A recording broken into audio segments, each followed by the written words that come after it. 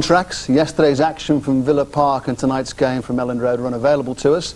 The match ended Leeds 1, Blackburn 0.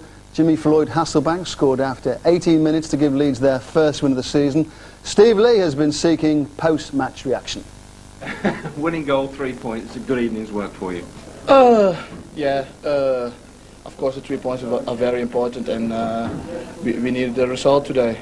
But I think sometimes in the games we gave it a little bit away, and we were a little bit sloppy. But still, we can play better.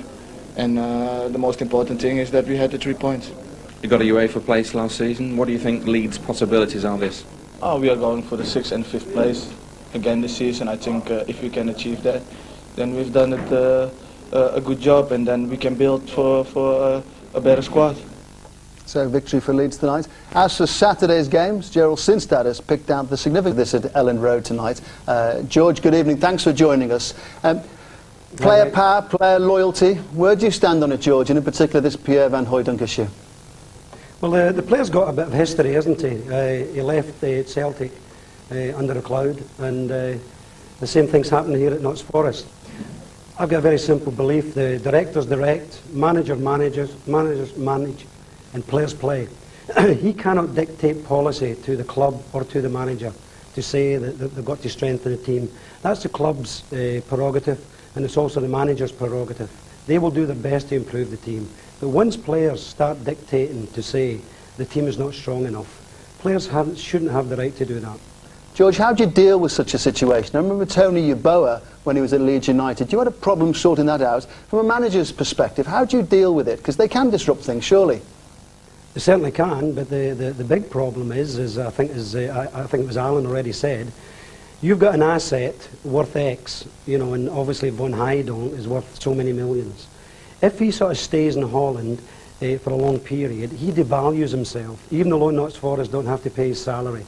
So you've got an asset that is continued to be devalued.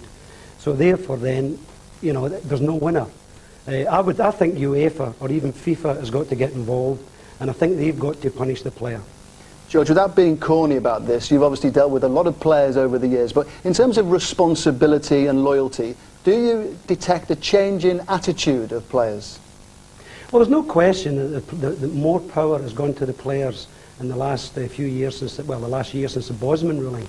But the point is, players will go to clubs that they want to join. That's been proved recently with a boy who joined Glasgow Rangers from Blackburn, Colin Henry. Dwight York has just joined Manchester United. But they've actually stayed at the club, trained, and are willing to play for the club. But the club knows, they know, that wherever the player wants to go, that's where he'll end up.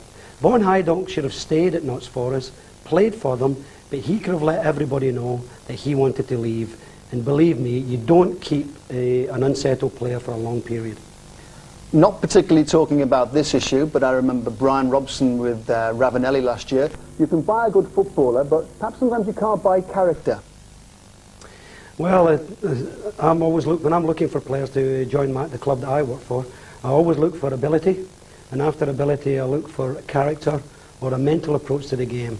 But Van Hooijdonk is getting really the Dutch boys a really bad reputation, because people are saying now the Dutch are very difficult to deal with. They have got a history of player power in the past, probably more at the international level than club level. So, you know, I'd be looking, and I've got 3 Dutchmen, but I've got them under control. And I thought you liked Dutch strikers too, Jimmy Floyd Hasselbank in particular. Yeah, I mean, Jimmy, I plucked him out of Portuguese football, and he's been an absolute sensation. And I've now picked another boy up from Willem II, Clyde Witchart, and I'm hoping that he may hit it off as well. So, you know, we're not Manchester United and we're not the Arsenals of this world, so we've got to keep looking for bargains all the time. Thanks, George. Congratulations tonight. I think everyone's too scared of you to walk out on the contract, actually. Thanks for joining us tonight. Now, linked to the debate over Holland's Pierre van Hooijdonk is the question of the overall effect of the influx of foreign players into English football.